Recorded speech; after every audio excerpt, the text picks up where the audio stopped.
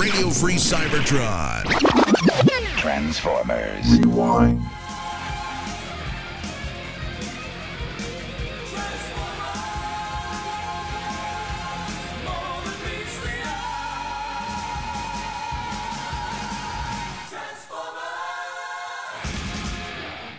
This week it's Enter the Nightbird on Transformers Rewind. Gentlemen, what you are about to see is state-of-the-art robotics.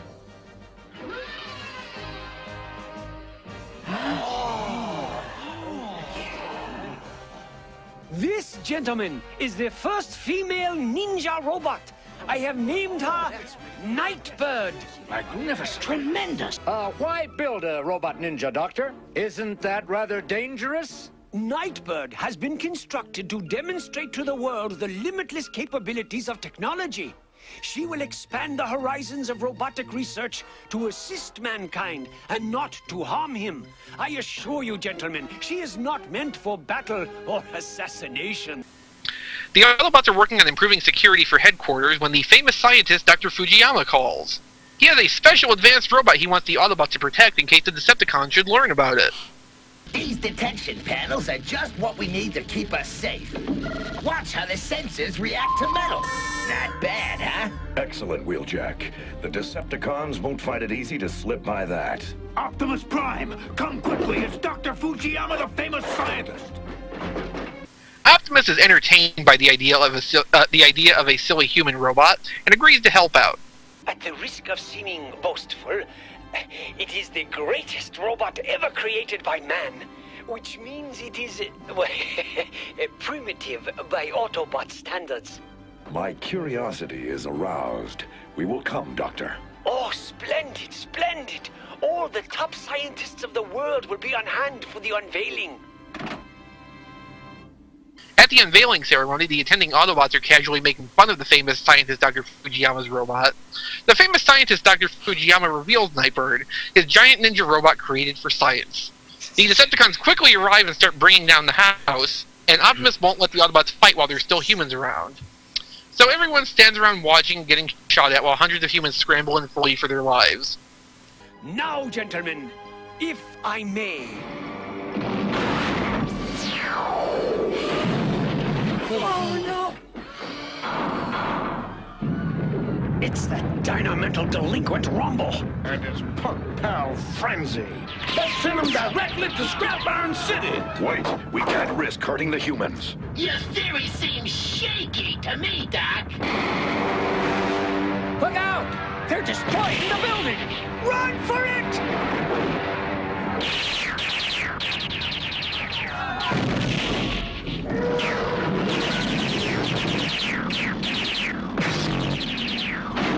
The humans have evacuated. Autobots, attack! The roof of the building is cut open like a soup can, and Starscream and friends fly off with Nightbird. At the incredibly inconspicuous temporary Decepticon headquarters, Bombshell makes some upgrades to Nightbird, who Megatron sends to steal the world energy chip from the Autobots, leading to a lengthy sequence of the Robot Ninja making all the Autobots look stupid inside their base and out in the desert. Don't harm her.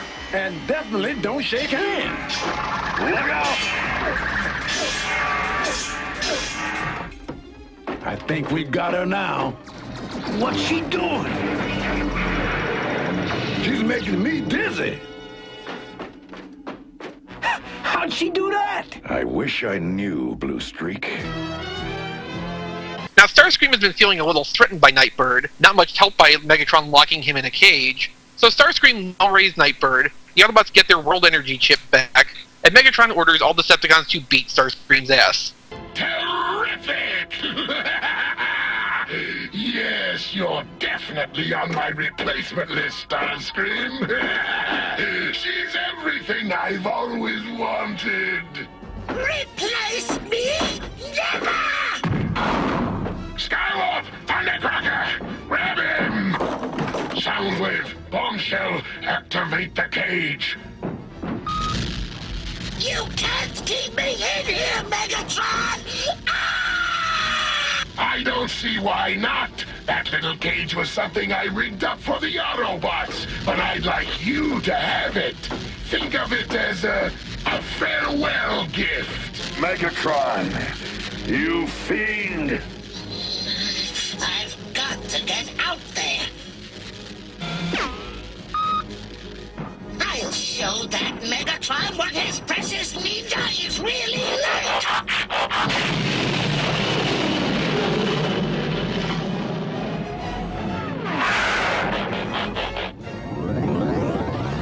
Looks like I'm just in time.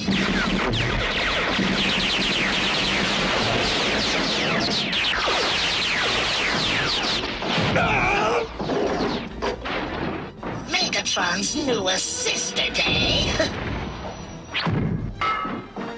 My null ray will put her out of commission. Nightbird, no! Hey! Say goodnight to your Megatron! Decepticons, after him! I want that traitor Steelhide! The famous scientist Dr. Fujiyama is grateful for the return of his giant ninja robot for science and locks her in a closet. Oh, Mr. Optimus Prime, I'm so glad you have returned Nightbird, and not a scratch on her chassis. Well, I'm glad she's back in your possession, Doctor. Deprogrammed and neutralized. And safely locked up forever.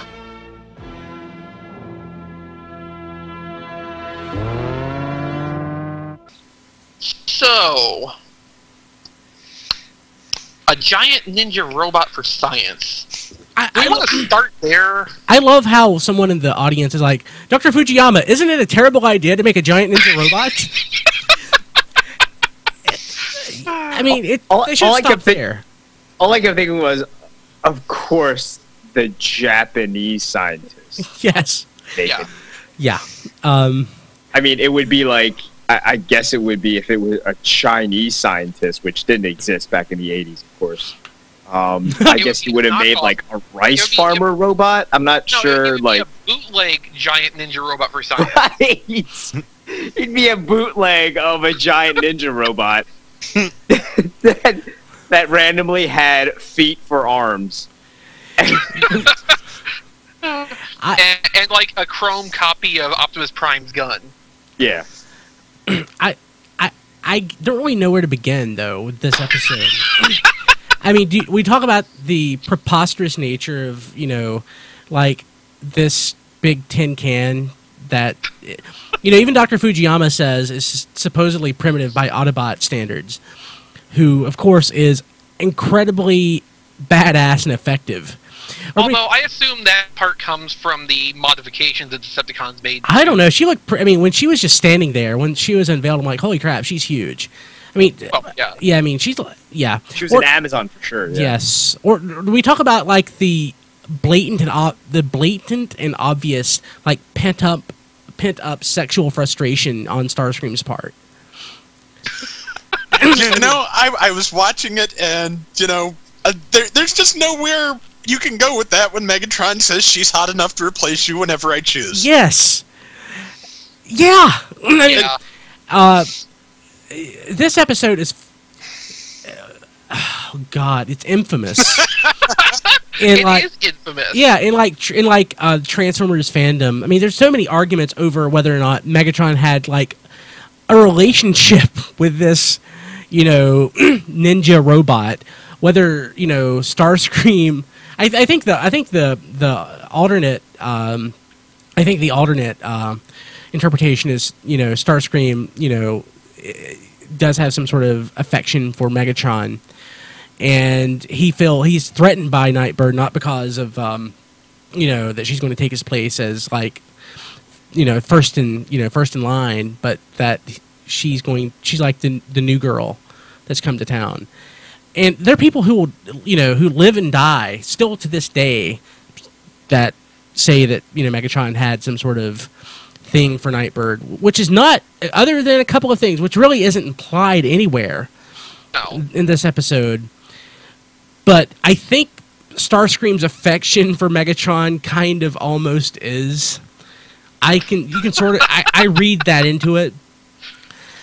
And I don't know if it's intentional. I don't know if it was like we were being trolled as children by the writer of this episode.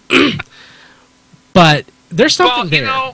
You know, it's like the thing where the person in the audience is like, isn't this an awful idea? Yes. You know, there is a level of self-awareness in this episode. Mm-hmm.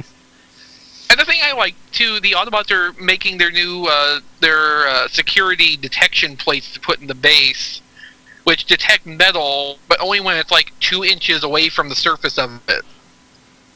And on the one hand, that makes sense since the entire base is made of metal. Yeah. But on the other hand, it makes them basically useless. I started taking notes for this episode when I was watching it for this review, and I just couldn't do it because it's like I had to use higher order brain functions to do that, and you can't really watch this and pay any kind of real attention to it because you go mad. Although one thing that's legitimately interesting with this episode is that it's one of the rare, if not only, times you see more than the one room inside Autobot headquarters. I mean, you see that there's like a whole structure built into the volcano since they've set up shop in there. Yeah, the only, I mean, of course, with the Dinobots, you saw the caves around the closet. Yeah. But and you saw the closet they got stowed into, but that's about it's an interesting thing. Transformers seems to have this like recurring motif of locking things in closets when you don't want to deal with them. Well, she's like locked in a tube. And I like the fact that at the end of the episode they imply that, you know, she's still sentient and awake and she'll come back. Of course she never does. Right. Well, I mean she never does in the cartoon. Of course she does in one of the BotCon comics many years later. It's an army of Nightbirds. With Ninja Turtle weapons. Yes. Of course. And colors. Okay. I love that. And then Daniel and Wheelie die. Who was it that wrote that? Was it Tengu? I think so. I love him. So great. I love that. He's probably watching this too. I hope so. So great. Yeah, but yeah, that's where Daniel dies, isn't it? And Wheelie. Yeah, I want to say Danny because I've honestly watched more Headmaster's dub in the last 10 years, and I've watched season 3. But yeah, it's where Daniel died. I need to go read that again. That's love. Such a bad episode, but it's bad in a good way. I love, you know, it's one of the many appearances of the Decepticon base in the desert that is just a giant Decepticon insignia carved out of rock and painted purple. Yes. You can't get story writing like that anymore. No.